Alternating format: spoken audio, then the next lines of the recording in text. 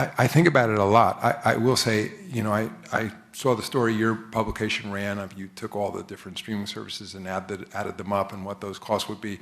I will say I look at it a little bit differently because most people can only consume so many games. I just want, by way of one example, in these new media deals, we're going from essentially 15 exposures on broadcast television to 75 now. So, I mean, to the extent somebody wants to put little rabbit ears on their television, you can still get, therefore, 75 marquee games, in essence, for free in the marketplace.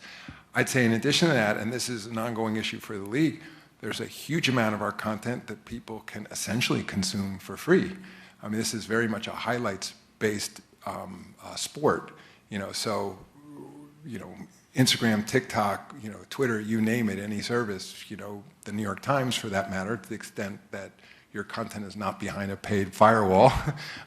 There's an enormous amount of content out there. YouTube, by another example, that is advertising based that consumers can consume. I think this is a new world now of streaming media. I think we're paying a lot of attention to that. It was one of the discussions we had with our media partners. I think not just the cost of the games. And I think most people are conditioned to paying a certain amount for high-value content, but also the discovery of those games. Again, I'm a fan of many different sports, and I think we've all had that experience where you're going to Google to find the game you want to watch because the world's changed. It's not just automatically in the place you thought it would be. So, but ultimately, I'll talk about it in terms of reach, and how you reach your consumers. It's interesting because of the disruption in the regional sports network business. I never would have predicted this was coming 10 years ago, but a lot of our local games are moving back to broadcast television. In fact, we have more games on broadcast television locally than we've had any time in recent history.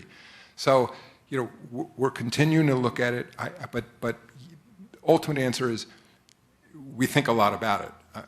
We know we have mass appeal. We on a global basis, we're literally reaching billions of people, and we don't want to disenfranchise people by working with partners that are creating price points that make it inaccessible to them.